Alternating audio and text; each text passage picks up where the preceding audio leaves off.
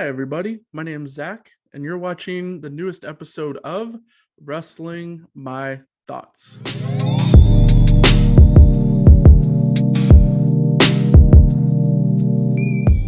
Hey, everybody. Welcome to Wrestling My Thoughts.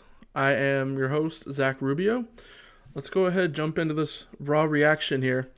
So today's date is April 18th of 2022. The show came to us this week from Buffalo, New York. Right out the gate, we start with a big segment. We had Seth freaking Rollins calling out Cody Rhodes to the ring. Cody comes out, of course, to a big pop from the crowd and says Buffalo, for those of you who don't know, is Rhodes country. Rollins says that it's all respect between him and Cody, but Cody keeps interrupting him to play to the fans and kind of to mess with Rollins a little bit. Rollins doesn't seem to like it very much. He starts to get annoyed, and then he says that he made Cody a star in one night at WrestleMania, and basically despite everything that Cody did in the 6 years that he was away from WWE.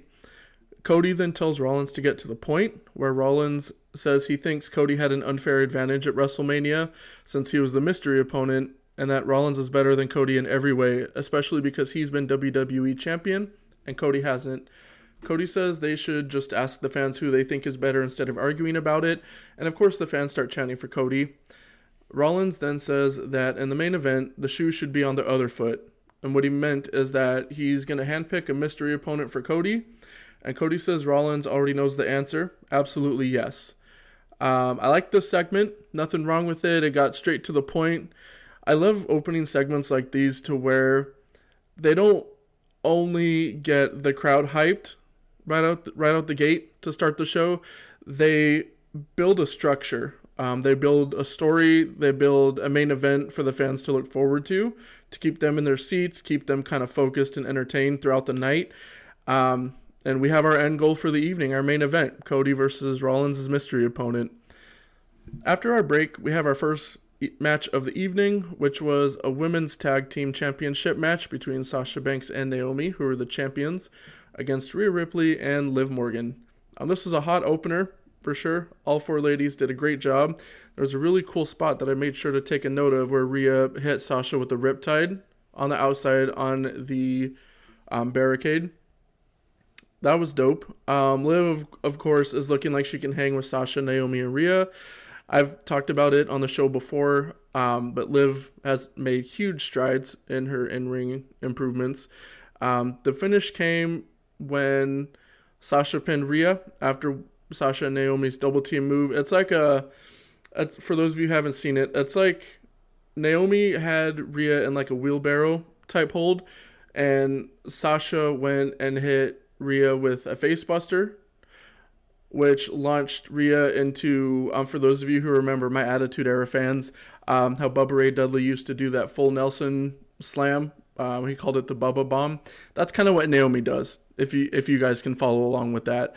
So Sasha and Naomi retained the belts after 7 minutes, 25 seconds, including commercials. Of course, the next part is what we've all kind of been expecting for the last few months. So after the match, Rhea and Liv started arguing.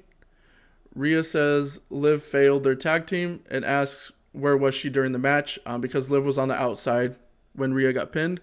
Liv tells her to relax, but Rhea jumps her from behind and drops her with a riptide before leaving the ring. We even see Rhea smirk a few times. I do think that's a bit of foreshadowing, and we'll absolutely get to that later. After the break, we have Megan Morant backstage, who catches up to Rhea and asks her to explain her attack on Liv just now. Rhea yells at Morant and about what entitles Megan or anyone else to an explanation, and she just walks off. We then go to Sonya Deville in the ring, where the crowd's already giving her a ton of heat. Sonya says that she's a competitor first and foremost, and that she was forced into her position as a WWE official. She says that she wants to win the title off the best in WWE, and right now that's Bianca Belair. She says everyone can scrutinize her for abusing power, but that it's nothing personal, it's just business, which then Bianca comes out to the ring to a big pop. And again, I've said it before, I'll say it again, Bianca is the star of both shows' women's divisions. I know I'm on record of saying I'm a big Charlotte Flair fan, which always have been, always will be. But let's just face the facts. Bianca is the star right now. and the crowd reactions certify that. Anywho, so Bianca gets to the ring. Sonya cuts the music off and says she's currently an official because Bianca she was like storming down to the ring with a presence, like she was going to attack Sonya right away. Sonya tells Bianca she'll be subject to repercussions if she lays a hand on her. Bianca grabs the mic and says she wants to have the title match tonight, but Sonya says that she'd prefer it happen somewhere Bianca will really hate losing the title, like next week in Bianca's hometown of Knoxville, Tennessee. Sonya says at least Bianca's family will be there since they're so used to seeing her lose the title quickly.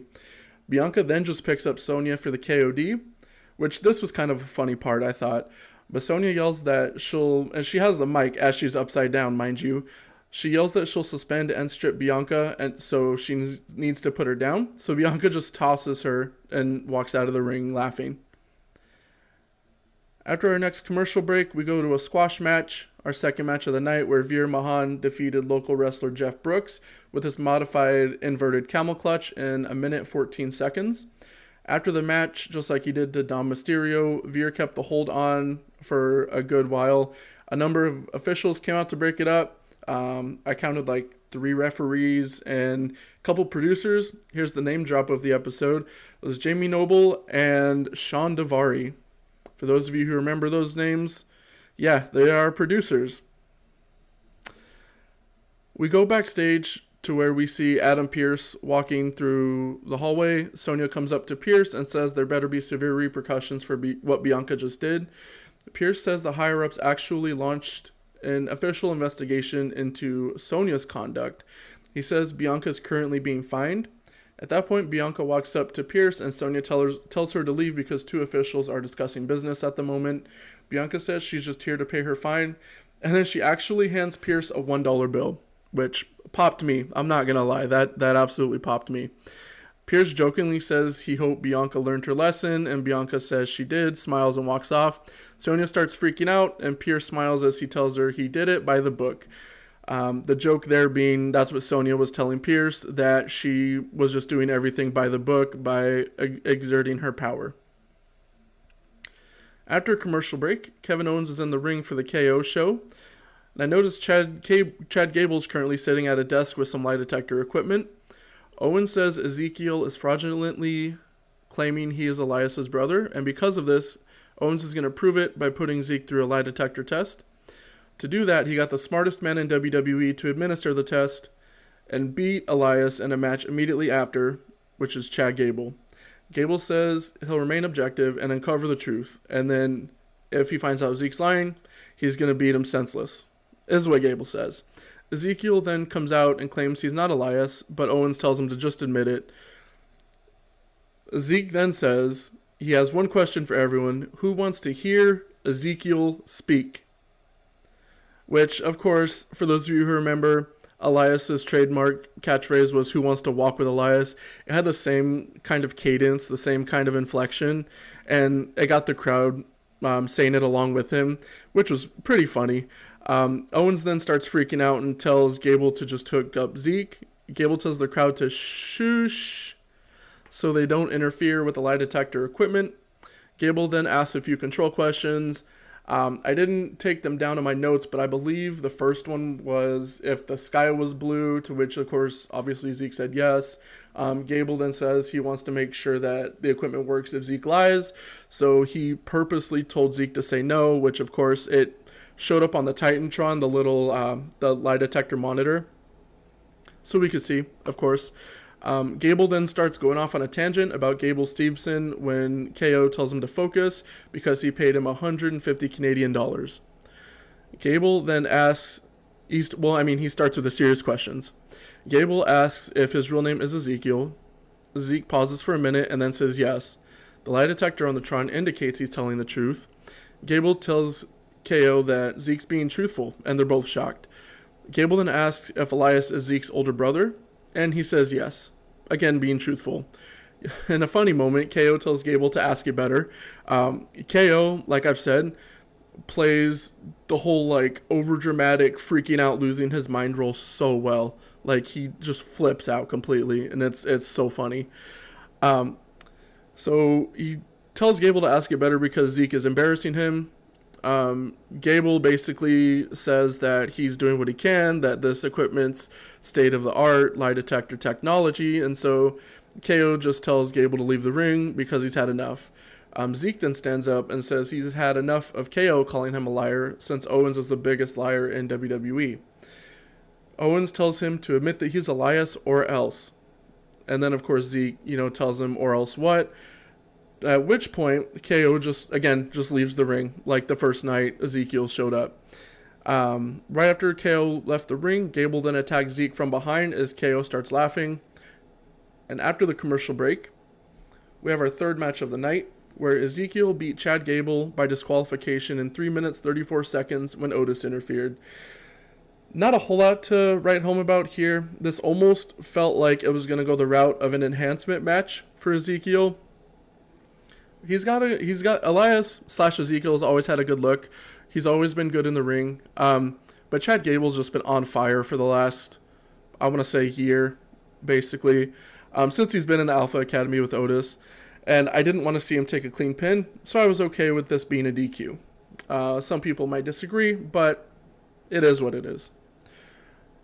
So basically, Otis interfered, jumped Zeke, and then a referee rang the bell. Gable and Otis walked out of the ring as Zeke just kind of looked on, of course, pissed off.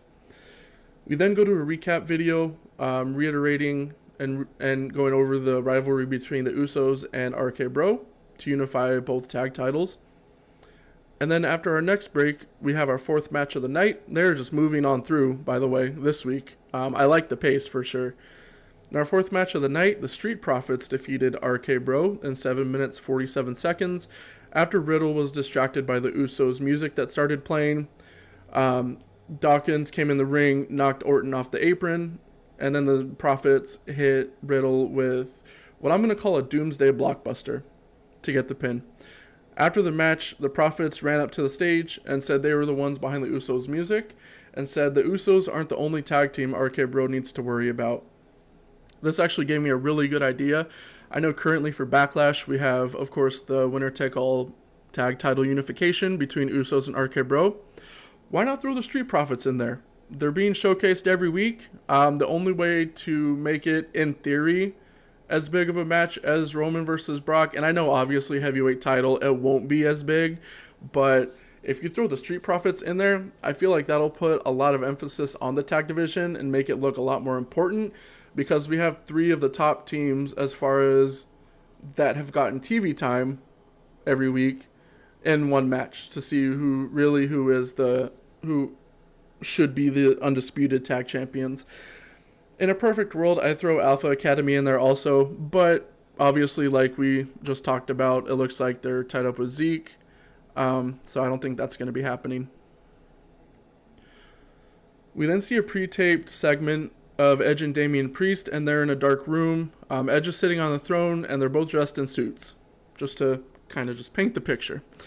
Edge said last week was just mind games, and they've always been there, just have been dormant. Edge says they haven't lived up to their true capabilities. He brings up Priest playing second fiddle to Bad Bunny at WrestleMania 37 last year, and how Priest didn't have a match at WrestleMania this year. Edge says personally he had to beg for someone to face him at WrestleMania, got a bunch of complainers, and says that after everything he's been through to come back after 9 years, says it only took 2 years for the fans to start complaining about him. He then says they'll pass judgment on anyone who stands in front of them. Edge then challenges AJ Styles to a rematch at Backlash because apparently the point didn't come across at WrestleMania. Edge's words. Edge then says it'll be AJ's Judgment Day, and then they both laugh. Again, this new heel Edge is so on point.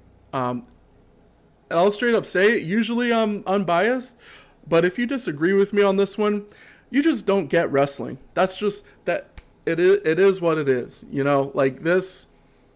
And the fact that he's bringing up, I don't want to say real issues, real problems, but he's bringing up just these little pieces that I've seen people complain about on social media, like Damian Priest being involved in a tag match at Mania with Bad Bunny, like the fact that Priest was in a feud with Finn Balor going into Mania and they didn't get a match. Stuff like that. It's genius. It's these little things that show you that Edge just gets it. Edge understands storytelling. In my opinion, he's the best storyteller in wrestling, in pro wrestling right now. Any company. And I know that's a hot take, but you know, that's why we're here. That's what this guy does, is hot takes, okay? And of course they tore it up at Mania. They had a really, really good match. I'm super stoked to see them run it back at Backlash. I definitely don't think Priest is the only one that's going to be joining Edge, though. And that was what I meant about foreshadowing. I 100% think Rhea Ripley is going to be joining with them among some other people. So, and who knows, maybe people coming up from NXT or SmackDown. I would definitely keep an eye on any hijinks that happen in matches, any wrestlers who on TV are complaining that, you know, it's not fair or they're tired of losing. Heard it here first. After our next commercial break, we go to AJ Styles in the locker room area. Megan Morant comes up to him to get a response to Edge's challenge. Of course, AJ accepts the challenge for Backlash, but then the lights start flashing. AJ tells Megan to leave as the lights actually turn off. Blue light then comes on as Edge and Priest are suddenly standing there. Priest on one side, Edge on the other. They jump AJ and just beat him to a pulp. Edge then slams the locker drawer into his arm. They laugh as they leave AJ laying. And the feud just keeps on adding layers. I'm absolutely loving this feud between Edge and AJ and Edge's new heel faction he's building. In our fifth contest of the night here, we had a new champion. I saw it coming personally, but hey, anytime there's a new champion, it's newsworthy here on Wrestling My Thoughts. So we had Theory defeat United States champion Finn Balor in 11 minutes 40 seconds to win the title with his A-Town Down finisher. Okay. Just because I've had quite a few people message me asking what the hype is with Theory. Why Theory? Why Austin Theory? Why is he Vince's protege? Why is he Vince's new pet project? What's the catch? Instead of answering going forward, I'm going to refer them to this match. Priest, excuse me. Theory won clean, first and foremost. That tells you what creative's thinking. That tells you what upper management is thinking about a star. It got a good amount of time on TV, 11 minutes, 40 seconds. And Theory looked like money. He looked like a star. He looked like he can hang with the likes of Finn Balor, who people will say he had an unfavorable title reign. He didn't, get enough time. Didn't get to elevate the belt. The age-old internet wrestling community arguments. To which I do agree. I do agree with a lot. Balor didn't really. He had that little feud with Priest, and then didn't really defend the belt, I don't think, at all. But it's clear they've been grooming Theory since day one. The reason I like this so much is because it seems like they're taking the old school route with Theory to me. It seems like they're getting him on TV. He's getting the reactions. And like we always say, we say it on Wrestling My Thoughts all the time. They say, every wrestling journalist says this, every wrestling podcaster, every wrestling journalist, some reaction is better than no reaction, and Theory has gotten the reactions since day one. So I feel that he's getting the reactions, number one. Number two, he's winning the mid-card title. Number three is the world title, to which everyone, once you hear that, oh no, they better not. Theory will never beat Roman Reigns. He'll never be undisputed, blah, blah, blah. I'm not saying anytime soon. For those of you Attitude Era fans, you remember the trajectory. And this, I'm not putting the two in the same level of skills, of technique. Kurt Angle, for those of you who have been watching as long as I have, if not longer, what do they do with Kurt Angle? Same thing, same general, kind of started off as a heel that just nobody wanted to see. Everyone wanted him to go away. They were booing him, yada, yada, yada, so on and so forth. And then what do? The heat started to get more and more significant, and then he won the mid-card title. Technically, he won both, for those of you, little Attitude Era fun fact, a little trivia. At one point, he was European and Intercontinental Champion, but my point is, he won the mid-card titles. A few months after, he beat The Rock at No Mercy 2000 and won the WWF Championship. That's the same trajectory I think they have Theory on. Now, do I think it's all going to be in the same year? No, obviously not. But I think they're going to establish Theory as a mid-card champion. I think they're going to legitimize him as a worker, as, you know, like that threat to where he's not just the goofball who just takes selfies and jumps people from behind. Now, mind you, they might still have him keep that gimmick, but he's going to be a threat. Now, I do see him at some point as being that world champion, you know. Might not be for a year, might not be for 5 years. It's clear, though, that management sees Theory as the next big star. And I'm starting to see it myself. This exemplifies, what happened after the match, mind you, exemplifies exactly what I'm saying. And here's why. After the match, a bunch of heels came out and celebrated with Theory afterwards. They gave him the babyface treatment. I didn't take down exactly all who was there, but I noticed Shelton Benjamin, Cedric Alexander, Commander Aziz, Apollo, T-Bar. Aziz and T-Bar even put Theory on their shoulders, like the babyface treatment when, you know, the big time babyface wins the title. They put Theory on their shoulders, and then Vince comes out. Yes, Vince McMahon.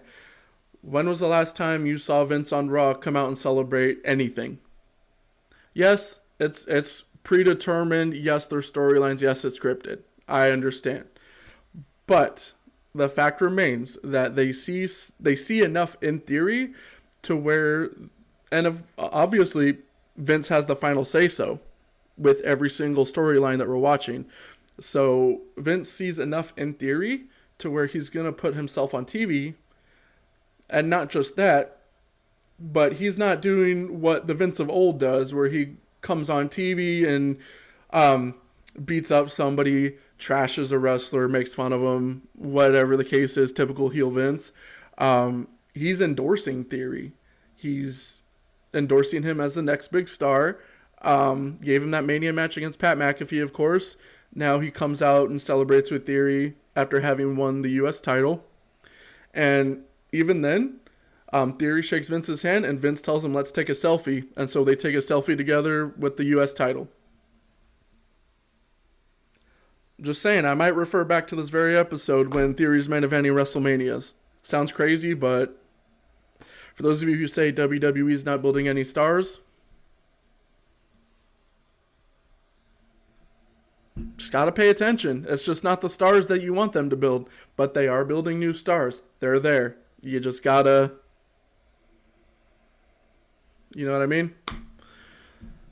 So after that, we see Rollins walking backstage when Kevin Patrick comes up and asks him about the mystery opponent and if Rollins has decided who it is. Rollins says he knows who it's going to be. And then, of course, Patrick asks him who it is. And then Rollins, goes off on Patrick, asking him if he's dim, that no one's going to find out until Cody is in the ring because that's the only way the test will work. Of course, Rollins saying that that's how Cody showed up. Rollins had no idea until the match was going to start, and so that's how he's going to do Cody. Rollins then gets a text from the opponent and then laughs and walks off.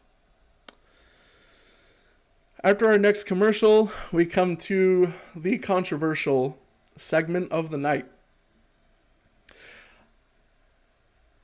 I'm just gonna I've been thinking since this happened about how I want to attack this. I'll explain what happened in the segment and then I'll give my thoughts. So we come back as everything is set up for the double commitment wedding ceremony between Reggie and Dana and Tamina and Akira Tozawa. R-Truth was standing in the middle of Tozawa and Reggie, because R-Truth was like the officiator, if you will. Reggie and Tozawa are both in white suits. I noticed that Los Lotharios were there as groomsmen. Nikki Ash is there as a bridesmaid. Couple other, I think, extras on both sides of the wedding party. Truth says an R-Truce has been set and agreed upon for the 24/7 title. Truth then brings out the brides, Dana Brooke and Tamina. Dana comes out first, but then it takes a little bit of time for Tamina to come out. Turns out she's just got an elaborate wedding dress. Sasha Banks and Naomi are holding the back of Tamina's dress as they help her walk down the ramp. The crowd is right out the gate chewing this segment apart. I felt kind of bad because it's like, it's goofy, but that's, again, people, family environment, PG product, you know, like there's gonna be comedy segments in wrestling. It's needed. If you want something that's just serious all the time and this isn't a knock, go watch New Japan Pro Wrestling. You know, like, again, not a knock. I love NJPW just as much as the next fan, but like, there's suspend your disbelief, let loose, you know, just kick the shoes off, get a nice cold drink, just enjoy it, you know, like. But yeah, no, not the fans in Buffalo. The crowd right away is giving it the what treatment, giving it to Truth, of all people. Dana gives her vows, and the crowd, like I said, is just completely tearing the segment apart. They're chanting, it sounds like they're chanting, yeah, like Eli Drake style, for those of you who know. I couldn't make out what exactly they were saying. And then Truth says he won't get any more gigs if they don't stop chanting against the segment. So it's Reggie's turn to talk about the vows. Of course, Dana talked about Reggie being her protector, all sorts of mushy stuff. Anyone who's been to a wedding, generally you know what the vows are, and that's what they did here. Reggie says all their trust issues made their love stronger. The funny part, in my opinion, came when it's Tamina's turn for her vows, and she tells Tozawa what she said as she points at Dana Brooke. The crowd actually popped for that. Apparently they liked that part. Tozawa then says same, which I thought it was funny. You know, I'm here to enjoy what I watch. You know, you can't be so strict on it all the time, or else you're never gonna enjoy anything. You're never gonna be happy. So just, none of us are gonna change it. Everyone reacts to it on social media. Everyone complains about it on social media.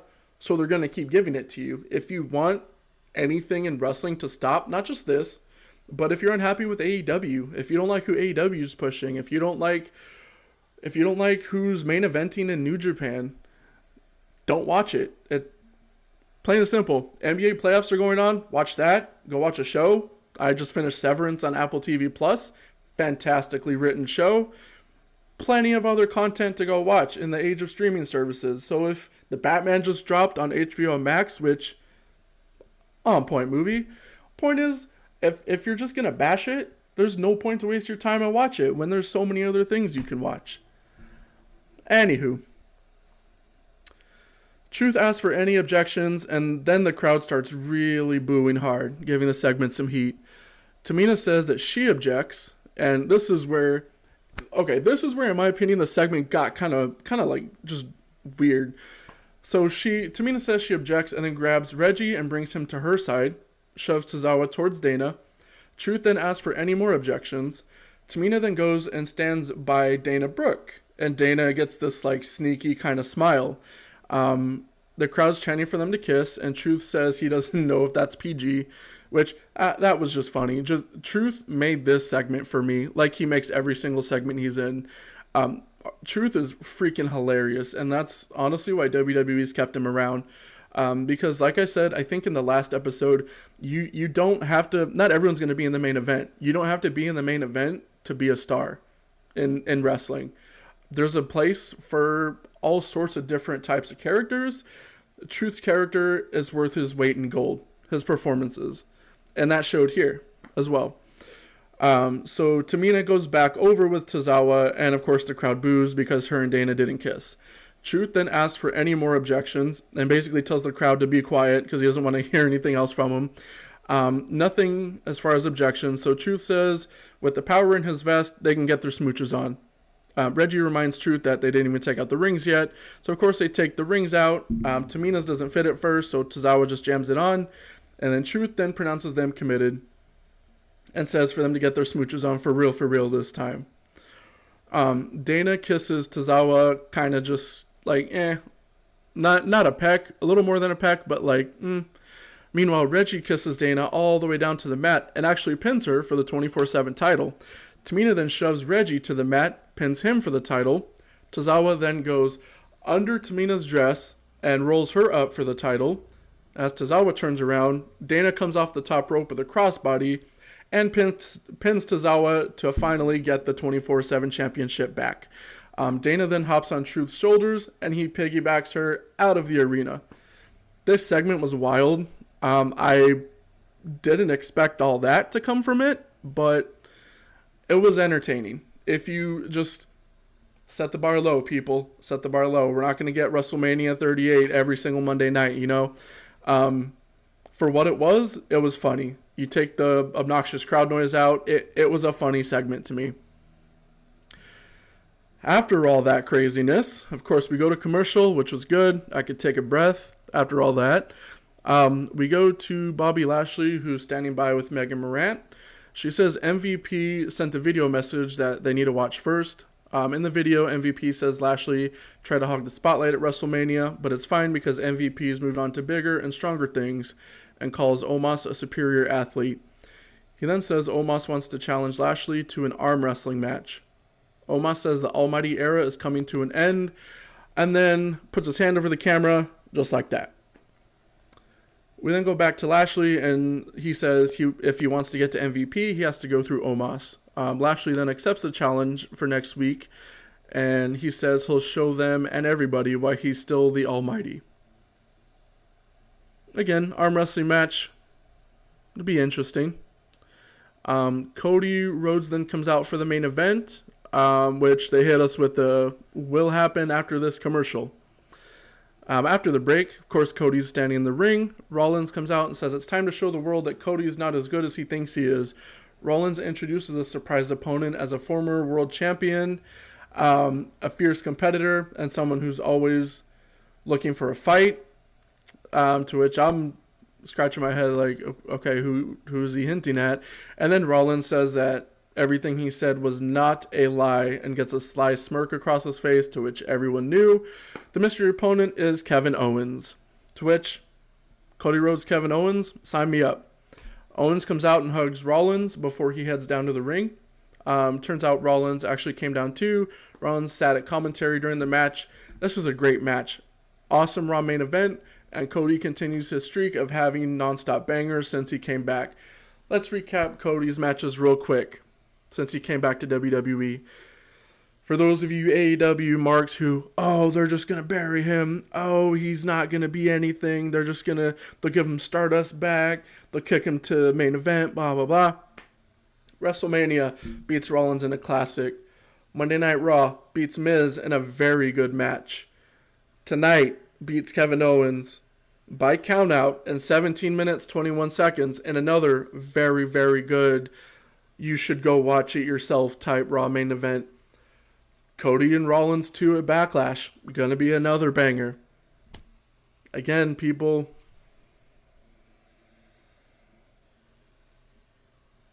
expectations be too high. So like I just mentioned, Cody beats KO by countout at 17 minutes, 21 seconds after Owens walked out on Rollins. There was a moment where Cody backdropped KO onto the ring apron. Of course, the ref started counting. Owens out. Rollins walked up to Kevin Owens and told him to get his fat ass back in the ring, which honestly, that was almost a spit take moment for me, just because I just, like, when you're not expecting it and just like you're like you hear, and yeah, it popped to me when Rollins said that. Owens had the same look on his face I think I did, to be honest. He just looks up at Rollins and says, you know what, screw you, this is your match, not mine. Owens walks off. Rollins walks after him. Of course, Rollins is pissed. They're arguing, Owens gets counted out. Cody looks pissed because, he's apparently number 2 babyface on Raw, according to a list that came out from PW Insider, an internal list. So of course, being one of the top baby faces, Cody didn't want to win like that as a whole deal. Either way, Cody celebrates on the second rope after the match, but then Rollins runs back in and shoves him out of the ring. The landing actually did look pretty bad. Cody was clutching his leg as we go off the air. Hopefully he's okay, but yeah, he usually when they tumble out of the ring, you see them go over the ropes or hit the ropes a little bit at first. Cody just flipped out of the ring onto the ringside area, and he looked pissed as he was clutching his leg. Hopefully it's all okay. It's not a legitimate injury, but that concludes a great episode of Raw. This Raw was awesome. We didn't burn through 8 to 9 2-minute matches. Each segment progressed a feud, in my opinion.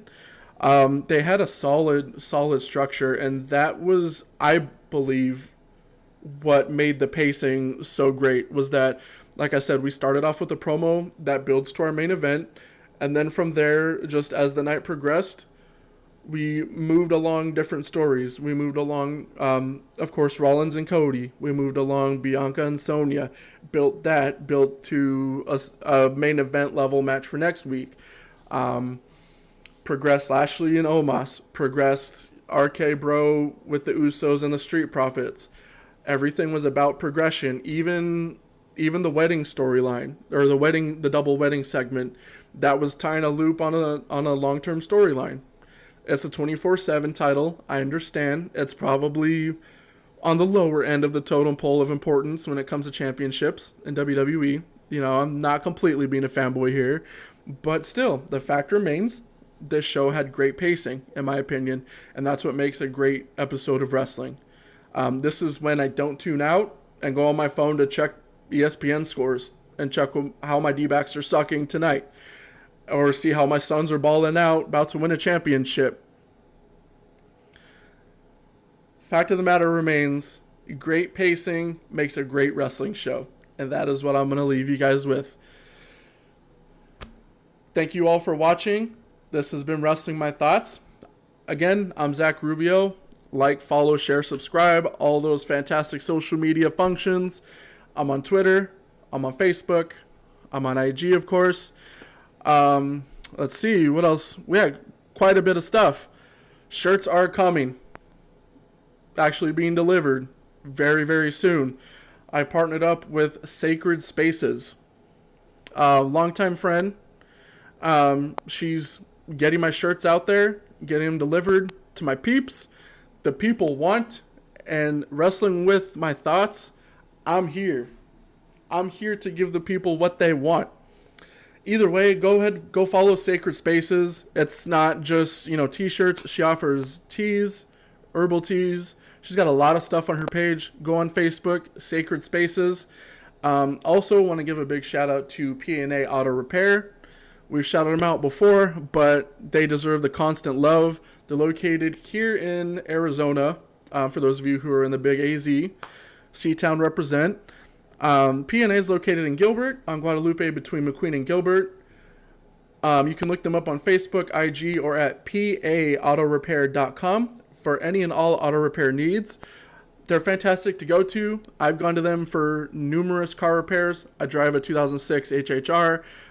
So she's getting up there.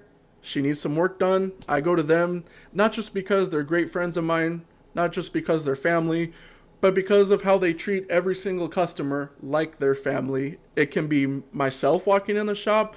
It can be just a random guy who happened to scroll on Yelp and saw all their great reviews that they have.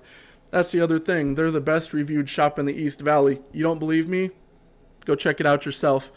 Any auto repair needs in Arizona, doesn't even matter if you're in the East Valley. If you're in Flagstaff, Casa Grande, Florence, Saskatoon, Globe, Yuma, Prescott, Payson, they're worth the drive. Take a day trip. Come see them. Get your car fixed. Other than that, let's see what else we got. We're going back on Instagram. We're having a special live. The Lord Lightskin doesn't know this yet, but I'm going to wisen him up on it very soon here. Saturday night, let's say 10 p.m. Stay up late with Wrestling My Thoughts. I'm going to be reacting to Impact Wrestling's pay-per-view Rebellion. Even if you don't know anything about Impact Wrestling, totally fine. Jump in, say what's up to us. I'm going to have Light Skin in there. I'm going to have myself in there. Just say what's up. Holla at your boys, you know? Tell us hi. Give us support like y'all have been. Whatever you want to do, throw a comment in there. This guy's done rambling, though. So, once again, I appreciate all the support you guys have given me over the last few months. All the continued love, continued support, even if you're just checking in, seeing what all this is about. I appreciate the time. This has been Wrestling My Thoughts. I'm Zach.